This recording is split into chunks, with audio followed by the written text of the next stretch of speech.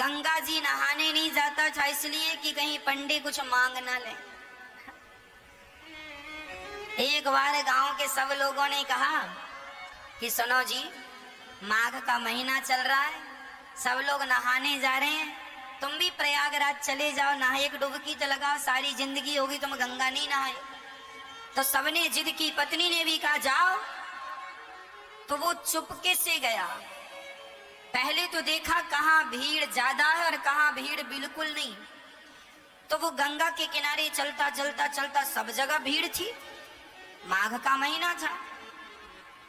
अब वो चलता चलता शमशान घाट पहुंच गया, यहां भीड़ नहीं है। बोले यहां नहा लो तो यहां पंडा आएगा नहीं, नहीं तो पंडा नहा और पंडा खड़ा, चल निकाल कुछ दे, मेरे हाथ से पूजा करा, चल। गया जी में। अब बड़े प्रेम से वो शमशान में सोचा यहाँ कुछ नहीं है, कोई पंडों का झंझट नहीं है, कपड़े उतारा, चुपके से धीरे धीरे गया, कोई देख ना ले। वो बड़ा पैसे वाला था पर कंजूस बड़ा था। तो शमशान में जाके डुबकी गंगा जी में लगाया। और भगवान शंकर तो शमशान में विराजते हैं। शंकर जी को लगा जरा आज इसके साथ थोड़ा खेला खेली कर लें। तो भगवान शंकर ही पंडा बन के आ गए। जैसे ही वो डुबकी लगाया और डुबकी लगा के ऊपर उठा तो शंकर जी खड़े, हाँ यजमान जी निकालो। अब वो घबरा गया, अरे तुम कहां से आ गए? अरे बोले हमारा ये ठेका है, यहाँ जो भी नहाता उससे हमें वसूली करनी होती है, चलो ले आओ। नहा लिया आपने, ला। अरे हम इसीलिए तो नहाए शमशान में कि कुछ देना ना पड़े ना, ना यहाँ तो देना ही पड़ता, शमशान ही, यहाँ से तो बच के कोई जाता नहीं। अच्छा बताओ कितना लोगे? शंकर जी बोले देखो हम वैसे लालची तो नहीं है, पर तुम दो, कितना दोगे ये बताओ? उसने बोला 1 पैसा दूंगा। हाँ हाँ, शंकर जी बोले चल मैं 1 पैसे से खुश हूं, चल ला।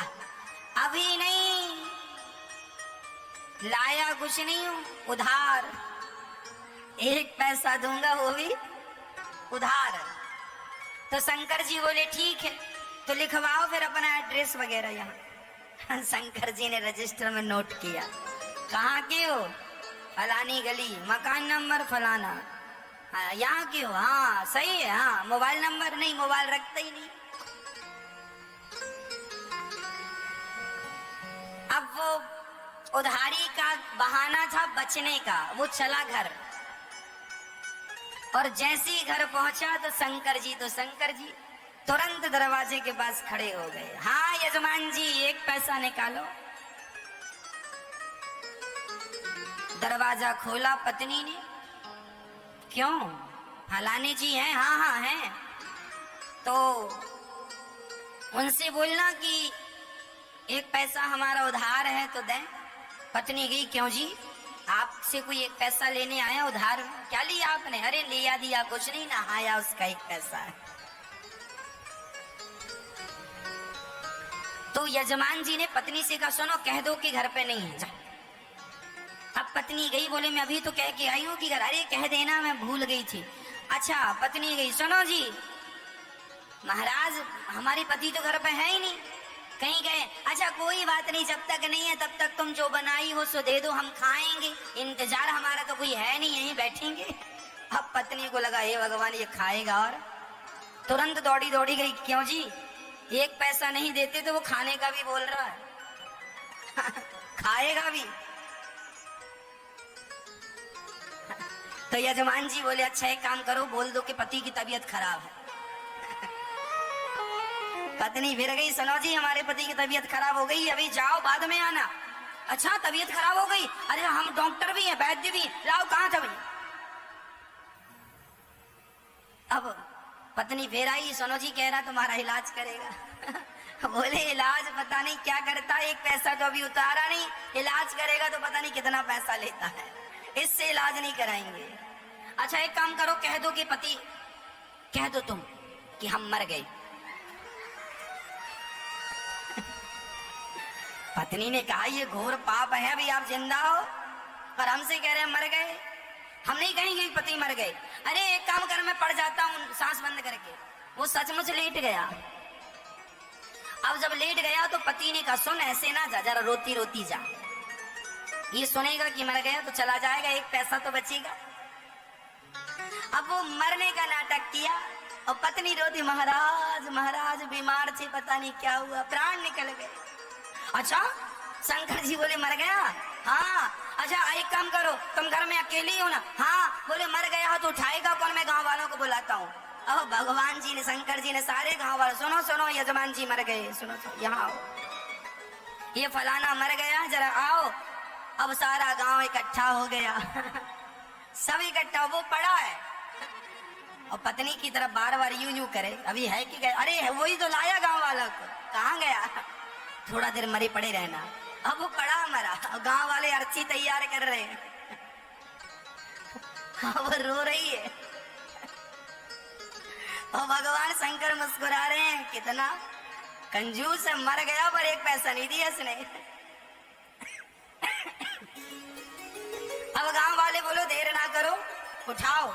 उठा के अर्थी पे, उस पे अर्थी पे रखा। अब ले जाने लगी तो पत्नी ने पकड़ लिया, नहीं मरे नहीं मरे नहीं मरे, मत ले जाओ। अब गांव वाले बोले राम राम, बड़े दुख में इतनी पागल हो गई, कहती है नहीं मरे। हाँ हाँ दुख में आदमी ऐसी कहता नहीं मरे। अब वो माताएं महिलाएं पकड़ पकड़ के, बहन सब में सब यही कहते नहीं मरे नहीं मरे। तुम सही कह रही हो पर मर गए, अब क्या करोगे? अब उसको पकड़ लिया। अब वो रोती रोती कहे क्यों जी आप ही क्यों नहीं कह देते हम नहीं मरे? अब गांव की महिलाएं उसको बिठाए और बढ़िया कह रही हैं सुन, सब ऐसे ही करते हैं, जब जिसके घर ऐसा होता है ना तो सच भाव में डूब रही है, मर गए हैं तो तुझे विश्वास नहीं हो रहा। सबको ऐसे ही लगता, किसी को विश्वास होता ही नहीं। अरे हम मजाक नहीं कर रहे, वो नहीं मरे। क्यों जी आप ही क्यों नहीं कहते कि हम नहीं मरे? पर वो काहे को कहे कि मैं नहीं मरा? उसे लग रहा था कि ये कब जाए और कब मैं उठ के बैठ जाऊं। पर शंकर जी आगे आगे। अब गांव वाले लेके चले। अब ये पत्नी बड़ी परेशान है, भगवान सचमुच ना फूक दे लोग।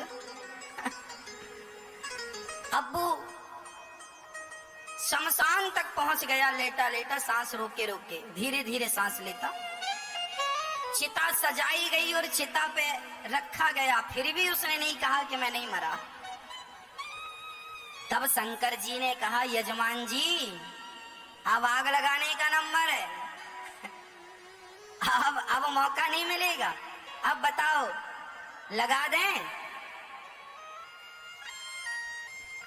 फिर भी वो आंख ना खोले। तब शंकर जी समझ गए एक नंबर का कंजूस है ये। तब शंकर जी बोले अच्छा मैं किसी के भांग धतूरा से प्रसन्न होता हूँ, आज मैं तेरी कंजूसी से प्रसन्न हो गया। चल बोल तुझे क्या चाहिए, क्या चाहता है? तो उठ के बैठ गया, बोले देना ही है तो कुछ मत दो, जो एक पैसे को कहा था वही छोड़ दो, वही छोड़ दो। शंकर जी ने कहा जा छोड़ा। वो अपने घर चला गया शंकर जी। तब से शंकर जी को भोला भंडारी कहने लगे, बड़े भोले हैं शंकर जी, उसको भी मिल ही गए। तो कंजूसी ऐसी ना हो, ईश्वर यदि हमें दिया है तो हमें जरूर देना चाहिए, क्योंकि परोपकार ही हमारा परम धर्म होता है ना। तो हम अहंकार ना करें कि हम कुछ हैं। हम कौन हैं? मैं केवल राम का दास हूँ। मैं कौन? केवल भगवान का